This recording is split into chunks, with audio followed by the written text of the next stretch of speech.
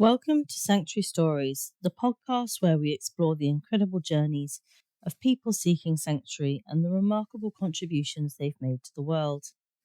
I'm Phil, and in each episode, we'll take you through the life of one extraordinary individual who defied the odds and overcame adversity and left a lasting impact on society. And today, we're stepping back over 2,000 years to talk about one of the most famous rulers in history, a queen whose intelligence, ambition, and sheer survival instincts made her a legend. We're talking about Cleopatra VII. Now, you probably have an image in your head already: Elizabeth Taylor, gold headdresses, seduction, and a certain snake-related ending. But Cleopatra was so much more than a femme fatale or a love story. She was a refugee, a strategist, a survivor, and one of the most powerful women in the ancient world. So get comfortable, pour yourself some wine, or perhaps a goblet of honeyed Egyptian beer, and let's unravel the real story of Cleopatra VII.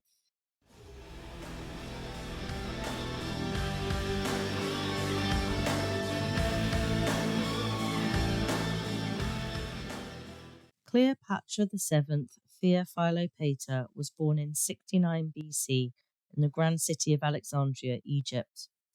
She was the last active ruler of the Ptolemaic dynasty and family of Greek rulers who had controlled Egypt since Alexander the Great's empire fractured after his death. Unlike many of her ancestors, Cleopatra embraced Egyptian culture. While previous Ptolemaic rulers had clung to their Greek heritage, refusing even to learn the local language, Cleopatra was different. She was the first in her family to actually speak Egyptian, a sign of her deep understanding of the power of identity. She wasn't just a foreign ruler sitting on Egypt's throne. She made herself part of Egypt.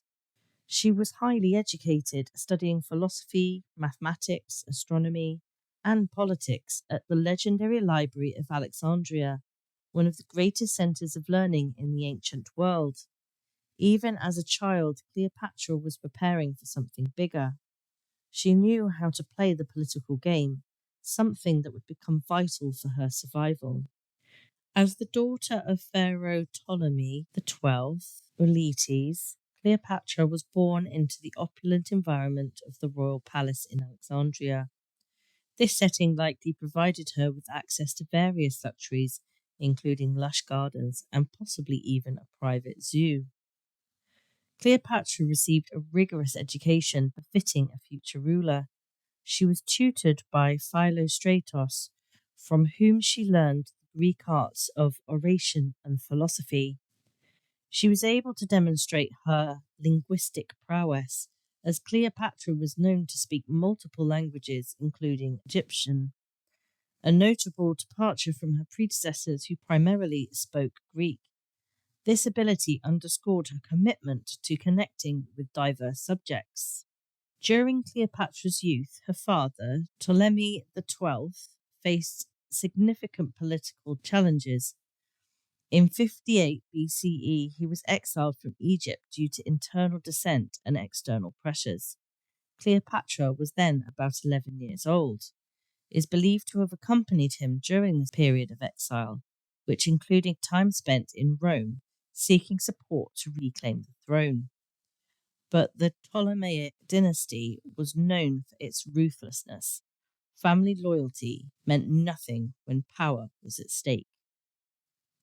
When Cleopatra was just 18, her father, Ptolemy XII, died. She and her 10-year-old brother, Ptolemy XIII, were named joint rulers of Egypt, but there was a problem. Cleopatra had no intention of sharing power with the child, and Ptolemy XIII's advisor had no intention of letting her rule alone. Their relationship quickly turned hostile, with Ptolemy's advisors working against her, stirring political tensions and undermining her authority. By 49 BCE, civil war erupted within the royal family, and Cleopatra, no longer safe in her own place, was forced to flee the city.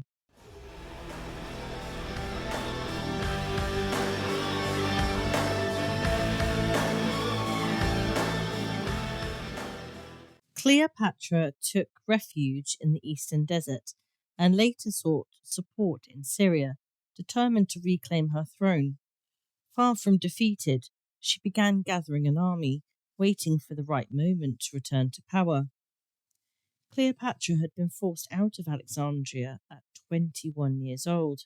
She was a queen without a kingdom, exiled from her own country, and on the run. She fled to Syria, where she began building an army of mercenaries. She understood that brute force alone wouldn't be enough to reclaim her throne. She needed a strategy, political leverage, and the right alliances. Cleopatra started by rallying support among Egyptian and foreign military leaders, many of whom were unhappy with her brother Ptolemy XIII's rule.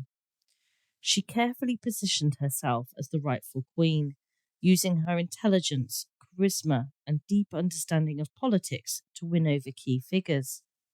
She also reached out to Arabian and Nabatean leaders, seeking both financial and military backing. While she was gathering her forces, political turmoil in Egypt escalated. Ptolemy XIII's advisors had made a fatal mistake. They betrayed and murdered Pompey the Great, a Roman general who had been a powerful figure in the ongoing Roman civil war. This act would soon bring Julius Caesar to Egypt, and Cleopatra saw her opportunity. Rather than attempting an immediate military invasion, Cleopatra shifted her focus to diplomacy.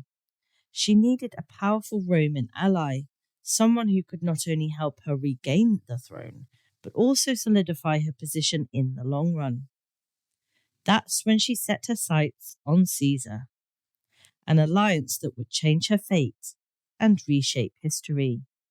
Cleopatra was nothing if not a strategist. When Julius Caesar arrived in Egypt in 48 BCE, she saw an opportunity. The Romans were already involved in Egyptian politics, and Caesar had come to Alexandria to settle the dispute between Cleopatra and her brother.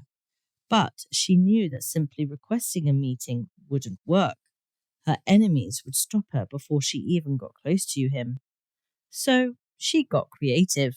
Ptolemy's forces controlled Alexandria, and she wasn't allowed inside the palace to meet Caesar. Her enemies knew she was a threat, and if she was caught, she'd almost certainly be executed. But Cleopatra was not one to be stopped by logistics. So she came up with one of the boldest, most theatrical entrances in history. Cleopatra arranged for her most loyal servant, Apollodorus, to smuggle her into the royal palace, right under her brother's nose. There are two versions of how she did it. According to later accounts, Apollodorus rolled Cleopatra up into an expensive Persian carpet or rug and carried her straight into Julius Caesar's private quarters, presenting it as a gift from the exiled queen. When he unrolled it, Cleopatra dramatically stumbled out, making an unforgettable first impression. Some historians suggest instead of a carpet, she was smuggled in a large linen sack, typically used for carrying bed linens or textiles. This version makes even more sense, as a carpet would have been quite bulky to carry without drawing attention. Either way, the outcome was the same. Cleopatra emerged in Caesar's presence completely unannounced and dazzled him. Cleopatra was not just a queen, she was a master of charisma, wit, and diplomacy. She appeared before Caesar, she spoke confidently, made her case for why she was the rightful ruler, and reportedly charmed him with her intelligence and presence. She knew exactly how to captivate an audience, and in Caesar, she found a man who appreciated boldness and political cunning. One of the most entertaining moments from this saga is Ptolemy XIII's complete meltdown when he realized Cleopatra had not only sneaked into Alexandria, but had already secured Caesar's support. Picture the scene. Ptolemy XIII, still a teenage boy, had been celebrating his victory over his sister, thinking he had successfully exiled Cleopatra and secured his rule. He was confident, smug, and completely unaware that Cleopatra was already inside the palace, making deals with the most powerful man in the world. Then, the next morning, Ptolemy was summoned to court. He strutted in, probably expecting Caesar to confirm that he was Egypt's rightful ruler. And then, bam! He saw Cleopatra standing right beside Caesar, looking regal, confident, and very much not in exile. The teenage king lost his mind. Ancient historians describe him ripping off his golden crown and throwing it to the ground in a full-blown tantrum, yelling and weeping in front of the entire court. Think about that for a second. The Pharaoh of Egypt, descendant of gods, ruler of one of the greatest civilizations on earth, was screaming, crying, and throwing his crown like a toddler because his big sister had outmaneuvered him. Even Julius Caesar, who was known for his serious demeanour, must have been internally rolling his eyes at this display. And Cleopatra? She stood there cool as ever, having just pulled off one of the most legendary political gambits in history. She hadn't needed an army or a battle, just wit, charm, and one really well-executed entrance.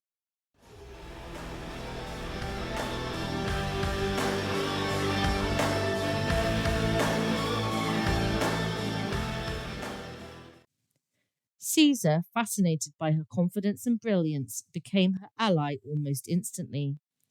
She and Caesar became lovers, and in 47 BCE, she gave birth to a son, Ptolemy XV, better known as Caesarion.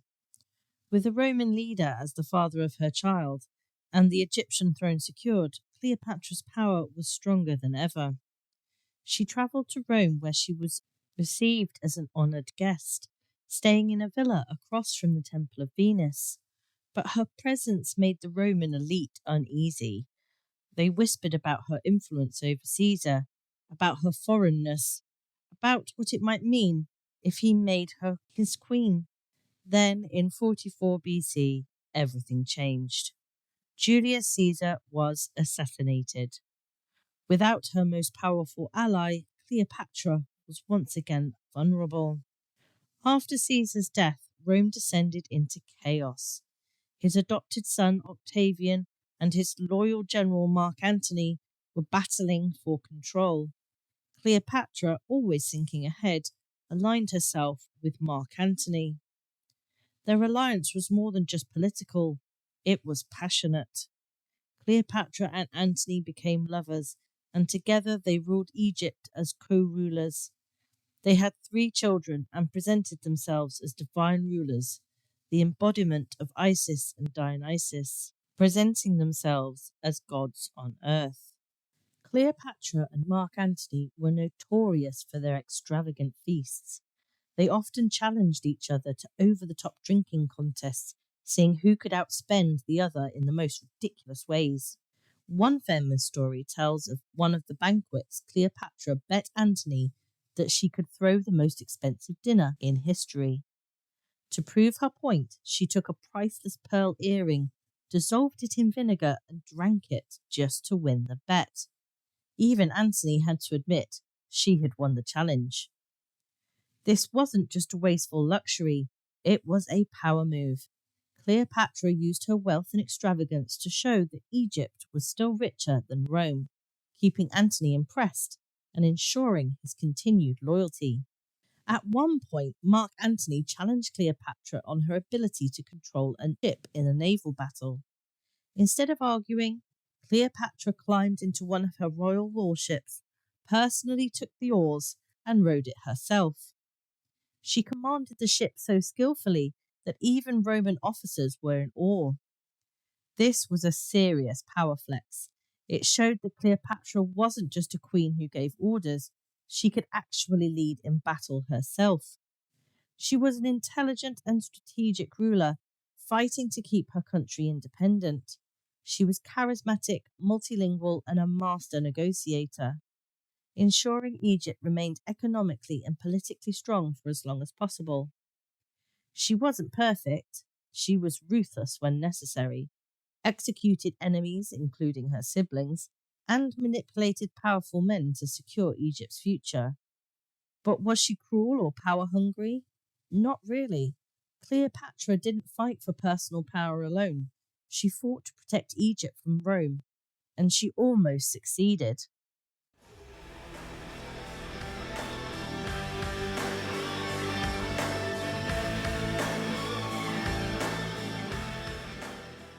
Cleopatra wasn't just a seductress or a political survivor.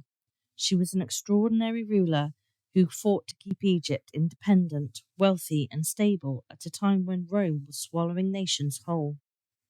Between 41 BCE and her death in 30 BCE, Cleopatra governed Egypt with intelligence, diplomacy, and economic reforms, making her one of the most effective and powerful female rulers of the ancient world. Cleopatra wasn't just a queen, she was a pharaoh, the last ruler of Egypt's Ptolemaic dynasty, and she took that role seriously. Unlike some of her ancestors who ruled from luxury, she actively worked to strengthen Egypt politically and economically. Most of her Greek ancestors had ruled Egypt for centuries but never bothered to learn the language. Cleopatra, however, made sure she could speak directly to her people, a powerful move that earned her respect and loyalty. Cleopatra reportedly dressed in disguise and walked among her people to hear what they really thought about her. She would listen to merchants in the marketplace, sailors at the docks, and farmers outside the city, getting first-hand information on the state of her kingdom. This helped with her making better decisions, ensuring that taxes weren't too high, trade was flowing, and people weren't suffering under bad policies. Unlike many rulers, Cleopatra didn't sit in her place completely out of touch.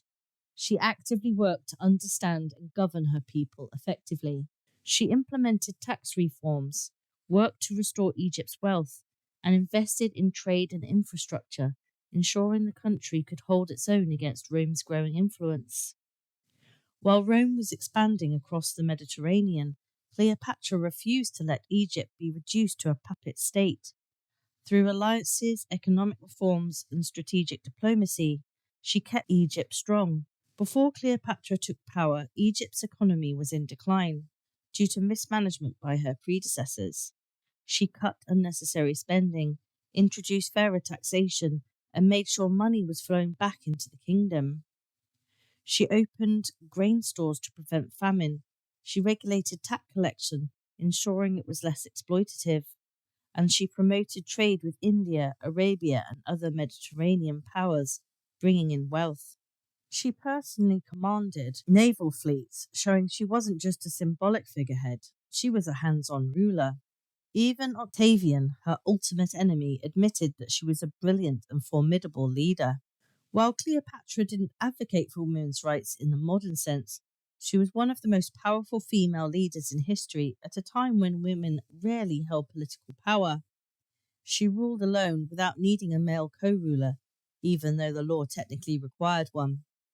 She had complete control over Egypt's wealth, military, and political affairs, something almost unheard of for women in her time. She set a precedent for strong, intelligent female rulers, inspiring future generations. Cleopatra proved that women could be just as politically cunning, military strategic, and economically savvy as men, if not more.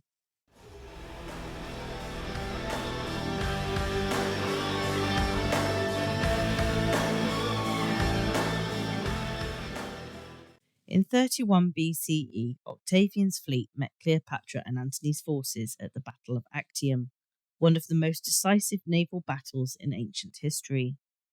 Cleopatra and Antony's navy was outmaneuvered and outclassed. When Cleopatra realized the battle was lost, she fled with her fleet, and Antony, unable to bear losing her, abandoned the fight to follow her. This was the moment that changed everything. Octavian seized on Antony's betrayal of Rome, declaring him weak and under Cleopatra's spell.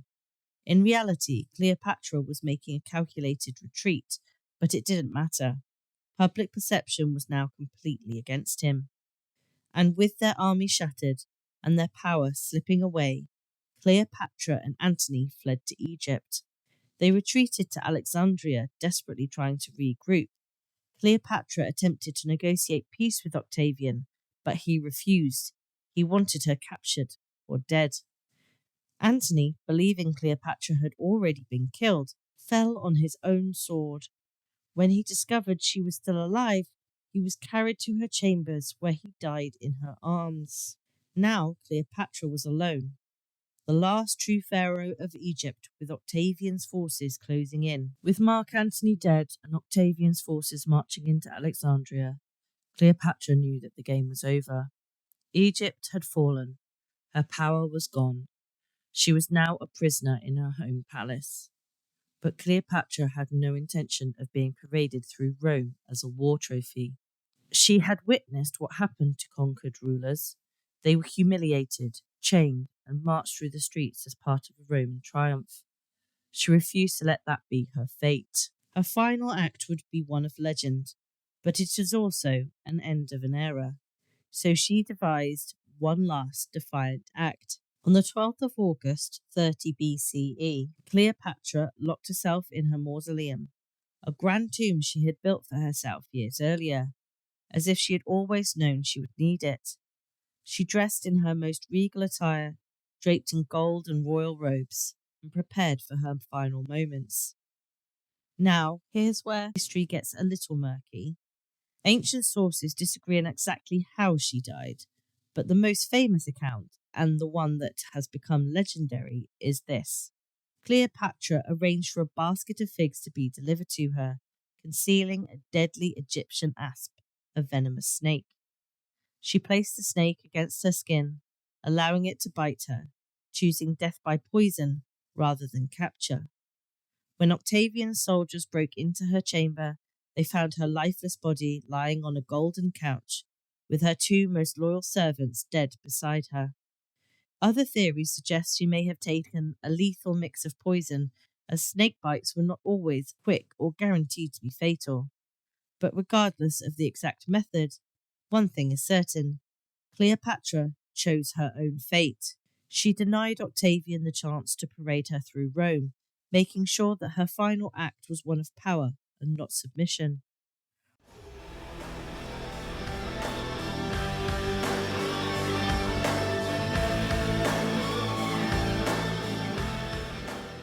With Cleopatra's death, Egypt officially became a Roman province, ending thousands of years of pharaohs and Egyptian rule. Octavian, now undisputed ruler of Rome, became Augustus, the first emperor of Rome. Her children with Mark Antony were captured. Two of them vanished from historical records, but her daughter, Cleopatra Selene, was married off to a Roman ruler, ensuring that her bloodline survived. Even in death, Cleopatra remained larger than life. Her legend only grew over the centuries, inspiring art, literature, and films, cementing her place as one of the most famous and formidable women in history. Shakespeare summed it up best in Antony and Cleopatra. Age cannot wither her, nor custom stale her infinite variety. Octavian, now Augustus Caesar, took Egypt as a Roman province, and with Cleopatra's death, the last independent Egyptian dynasty ended. The exact location of Cleopatra VII's tomb remains one of history's greatest mysteries. However, ancient sources provide clues about how she may have been buried. Octavian ordered her burial with Mark Antony after Cleopatra's suicide. According to ancient historian Plutarch, Octavian, despite his political animosity towards Cleopatra, allowed her to be buried alongside Mark Antony, which suggests some level of respect, or at least an acknowledgement of their relationship. Plutarch's account of the burial, having been written 100 years after Cleopatra's death, states that Cleopatra and Antony were buried together in a grand tomb in Alexandria. He describes it as a mausoleum Cleopatra had built for herself, where she had locked herself away in her final days. Octavian reportedly ensured that they were laid to rest with royal splendour. The exact location of Cleopatra's tomb has never been found. Many believe it was located somewhere in Alexandria, but much of the city was submerged due to earthquakes and rising sea levels over the centuries.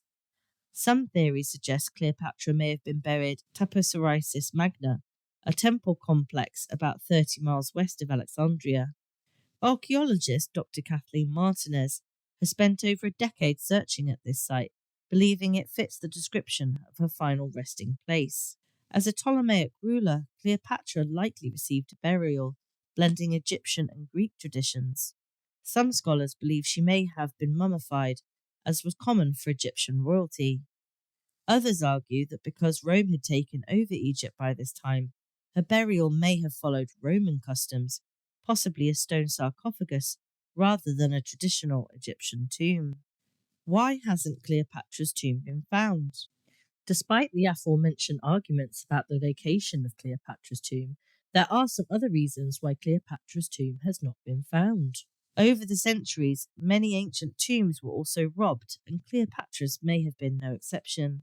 Also, Octavian wanted to erase Cleopatra's legacy, meaning her burial site may have been deliberately concealed or forgotten in political erasure.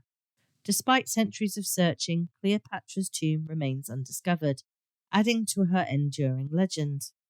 If it is ever found, it could be one of the greatest archaeological discoveries of all time.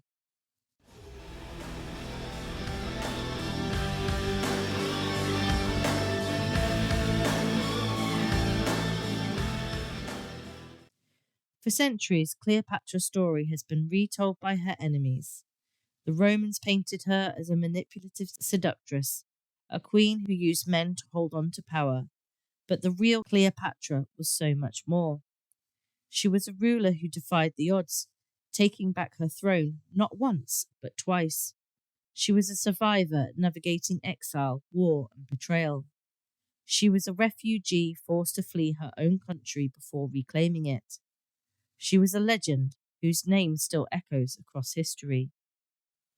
Shakespeare wrote about her, Hollywood made movies about her, but the real Cleopatra was a strategist, a leader, and one of the most formidable women the world has ever known. And in the end, she was never just a queen, she was an empire unto herself.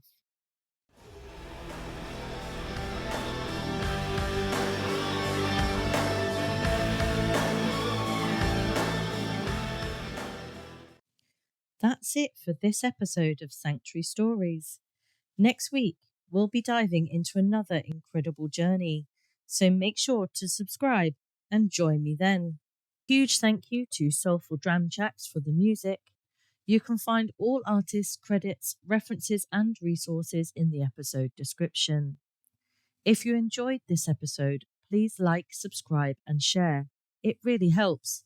And if you have a moment, leave a review. I'd love to hear your thoughts. Until next time, keep striving, keep thriving.